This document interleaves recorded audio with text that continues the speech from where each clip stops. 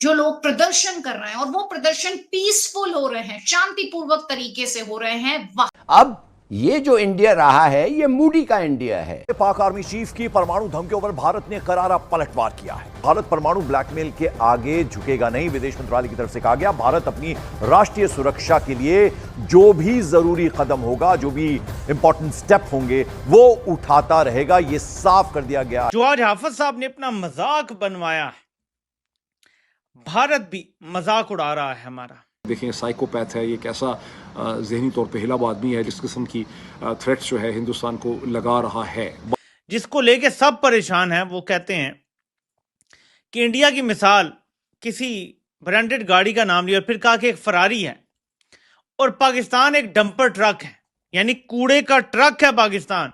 Belgium के दौरे पर आए हुए पाकिस्तानी आर्मी चीफ आसिम मुनीर के खिलाफ पाकिस्तानियों ने बेल्जियम में एफआईआर कटवा दी है। पाकिस्तानी सेना की आतंकियों के साथ मिली भगत है, ये एमईए द्वारा कहा गया है। बहरहाल इल्जामात जो हैं वो इसमें इंसानियत के खिलाफ जराइम, इस्लामाबाद में पुरअमन मुजाहिरीन का कत्लेआम, अगवा और तशद्दुद और 10,000 अफराद को कानूनी कार्रवाई के बगैर कैद में रखना, दहशतगर्दी और आलमी दबाव का, ये सारी चीजें जो है वो इसके अंदर शामिल की। और ये सब क्यों हो रहा है? क्योंकि वो जो हिंदू हैं वहां पर, उनके लिए आवाज उठा रहे हैं। पाकिस्तान को बाकायदा फील्ड मार्शल साहब ने अमेरिका में खड़े होकर डंपर ट्रक करार दे दिया है। जब मैं आया हूं तो आप समझेंगे शायद ये मांगने आया है, मैं मांगने नहीं आया, लेकिन मजबूरी है। वहां भी उनके खिलाफ एहतजाज हो रहा है।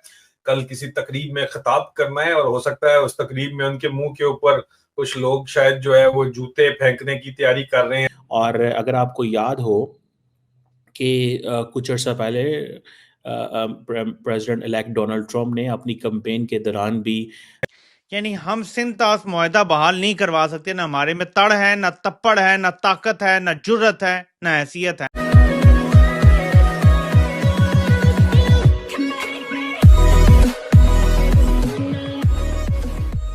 नमस्कार दोस्तों, अब पिछले दिनों जो भारत और पाकिस्तान के बीच में ऑपरेशन सिंदूर हुआ, मतलब इंडिया ने जो ऑपरेशन सिंदूर चलाया, तो वो पाकिस्तान हमेशा इंडिया को टारगेट करता था कि देखिए हमारे पास न्यूक्लियर है।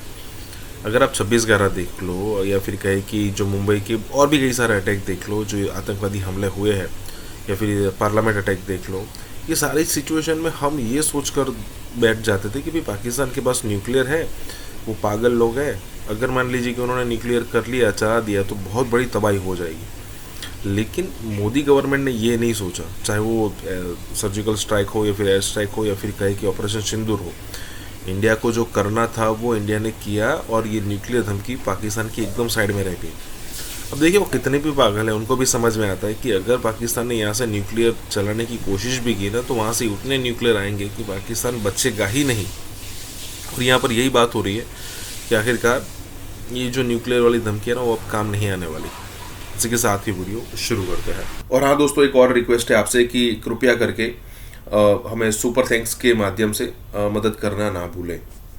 आपको आगाह करता हूं कि किन बातों का मैं जिक्र कर रहा हूं, लेकिन उससे भी पहले जवाद हाफिज साहब ने अपना मजाक बनवाया है, भारत भी मजाक उड़ा रहा है हमारा।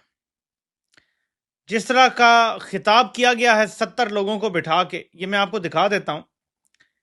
यहाँ पे कोई 60-70 एम्बेसी के सारे स्टाफ को मिला के टोटल 60-70 लोग हाफिज साहब से मिलने के लिए तैयार हुए हैं। पानी के हवाले से ये कहने के बजाय कि सिंध तास मुआहदा हम बहाल कराएंगे क्योंकि जंग हम जीते हैं, और मैंने आपको बताया ये सिंध तास मुआहदा बहाल नहीं करवा सके, ना करवा सकते हैं।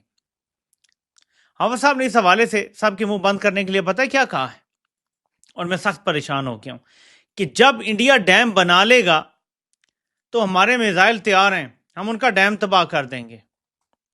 यानी हम सिंध तास मुआहदा बहाल नहीं करवा सकते, ना हमारे में तड़ है, ना तप्पड़ है, ना ताकत है, ना जुर्रत है, ना हैसियत है। सिंध तास मुआहदा आज भी मुअत्तल है।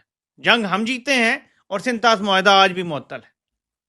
भारत ने जंग से भी पहले सिंध तास मुआहदा मुअत्तल किया था, ये याद रखें। जंग तो बाद में हुई थी, तो हमने तो जंग में जवाब देना था और सिंध तास मुआहदा बहाल कराना था। हाफिज साहब ने कह दिया तसल्ली से साहब सो जाएं, जब वो डैम बनाएंगे ना हम डैम तबाह कर देंगे, हमें सिंध तास मुआहदा बहाल कराने की ना जरूरत है ना हम कोशिश करेंगे। अब डैम बनेगा और पाकिस्तान ने कब तारीख में इंडिया पे मिसाइल मारे हैं? कभी हुआ है ये? हमेशा कोई हमला होता है छोटा मोटा तो तब जाके शुरू होती है बात। اور پچھلے 2 دفعہ تو کم از کم ایسا ہی ہوا ہے کہ انڈیا نے حملہ کیا اور ہم نے کو جواب دیا. تو ایک تو یہ ہو گیا کہ صورتحال یہ ہے کہ آدھی دنیا کو ہم ساتھ لے جائیں گے. دوسرا یہ کہ سنتاس معاہدہ تو ہم نہیں بحال کروا سکتے، لیکن ہم جب ڈیم بنا لے گا انڈیا ہمارے پانی پہ تو وہ تباہ کر دیں گے. لیکن جو اصل اور خطرناک چیز ہے جس کو لے کے سب پریشان ہیں، وہ کہتے ہیں کہ انڈیا کی مثال کسی برانڈڈ گاڑی کا نام لیا اور پھر کہا کہ ایک فراری ہے اور پاکستان ایک ڈمپر ٹرک ہے، یعنی کوڑے کا ٹرک ہے پاکستان، اور اگر ان کی ٹکر ہو جائے گی تو نقصان کس کا ہوگا؟ پاکستان کو باقاعدہ فیلڈ مارشل صاحب نے امریکہ میں کھڑے ہو کر ڈمپر ٹرک قرار دے دیا ہے. کچھ بھی کہہ سکتے تھے، چٹان کہہ سکتے تھے، پہاڑ کہہ سکتے تھے، ٹھیک ہے، درخت کہہ سکتے تھے، ڈمپر ٹرک یعنی کوڑے کا ٹرک ہے پاکستان. آپ کو پتہ ہے نا کہ کمپنی کا ہی ایک پرانا سہولت کار وہ پاکستان کو گٹر قرار دیا کرتا تھا. تو گٹر بھی ہے پاکستان انہی کے مطابق، اور اب ان کی سوچ کے مطابق پاکستان کوڑے کا ٹرک بھی ہے. ٹھیک ہے جی. تو یہ باتیں امریکہ میں کی جا رہی ہیں اور لوگ پریشان ہیں کہ یار یہ بندہ فیلڈ مارشل ہے، باتیں اس کی سنو تو کوئی عقل والی بات نہیں، کوئی گریس والی بات نہیں، کوئی انٹلیکچوئل بات نہیں منہ سے نکلتی. یہ شخص کیونکہ کوئی زندگی میں کارنامہ ہے نہیں، سوائے فوجی ہونے کی زندگی میں کوئی کارنامہ نہیں ہے، ٹھیک ہے، تو کوئی پتہ نہیں ہے کہ بات کیسے کرنی ہے. میرے خیال میں کوئی کتاب بھی نہیں پڑھی ہوگی زندگی میں، کوئی جوانی میں کوئی جاوید چودھری کے کالم پڑھے ہوں گے. مجھے یہ بات پتہ ہے، کنفرم پتہ ہے کہ فوج میں باقاعدہ جاوید چودھری کے کالم پہ جو بکس ہوا کرتی تھی وہ پڑھائی جاتی ہیں کہ پڑھو اس کو. تو جو جاوید چودھری کو پڑھ کے بڑا ہوا ہوگا، دیکھیں نا، آج سے 25 سال پہلے جاوید چودھری کی اگر کتاب آئی تھی یا 20 سال پہلے، تو اس ٹائم حافظ صاحب کیا ہوں گے؟ میجر ہوں گے، کرنل ہوں گے، تو پڑھتے ہوں گے جاوید چودھری کی کتابیں. تو یہ صورتحال ہے میرے پاکستانی اور ہم سب کے لیے پریشان کن ہے کہ جو بندہ پاکستان میں سیاہ و سفید کا مالک بنا ہوا ہے وہ نہ ڈھنگ سے کوئی بات کر سکتا ہے. اور اب سمجھ آتی ہے کہ عمران خان نے اس بندے کو کیوں ہٹایا تھا ایک نوکری سے، کیونکہ ظاہر ہے کہ جب اس بندے کے سامنے بہت سارے ایشوز آتے ہوں گے اور جس طرح یہ ہینڈل کرتا ہوگا، ظاہر ہے پی ایم کے ساتھ ڈائریکٹ رابطہ ہوتا ہے. برسلز سے بھی آج اتوار کے دن لائیو سٹریم کر رہا ہوں، وہاں بھی ان کے خلاف احتجاج ہو رہا ہے. کل کسی تقریب میں خطاب کرنا ہے اور ہو سکتا ہے اس تقریب میں ان کے منہ کے اوپر کچھ لوگ شاید جو ہے وہ جوتے پھینکنے کی تیاری کر رہے ہیں، تو وہ سیکیورٹی اپ گریڈ کر رہے ہیں، کچھ اس قسم کی بھی خبریں ہیں. لیکن پھر بھی اس کے باوجود بھی، اس سیکیورٹی کے باوجود، کیا ان کے منہ کے اوپر ان کو لانتے پڑیں گی یا ان کو گالیاں سننی پڑیں گی، نہیں سننی پڑیں گی، اس کی ویڈیو بنے گی نہیں بنے گی، کیمراز اگر موبائل فون باہر رکھوا بھی لیں گے تو اندر کس طرح کنٹرول کیا جائے گا، کیونکہ جو وہ حرکتیں کر رہے ہیں، جن لوگوں کے ذریعے وہ بلا رہے ہیں، وہ سب لوگ تمام بات چیت جو ہے وہ باہر آ رہی ہے. یہاں پہ جو برادری ہے، خاص طور پہ اوپر ہماری اہل تشیع برادری نے، یا جو اپنے آپ کو یہ سید کہلاتے ہیں، یہ جو برادری ہے، یہاں پہ یو کے اندر بھی وہ برادری، اور اسی طرح وہاں پہ بھی برسلز میں بھی اسی طرح کے جو ہے وہ لوگ جو ہیں وہ ان کو ہوسٹ کر رہے ہیں. یہاں پہ ان کو ہوسٹ کرتے ہیں، ان کی فیملی کو سید قمر رضا صاحب، اور وہاں پہ سید خرم رضا شاہ صاحب کر رہے ہیں.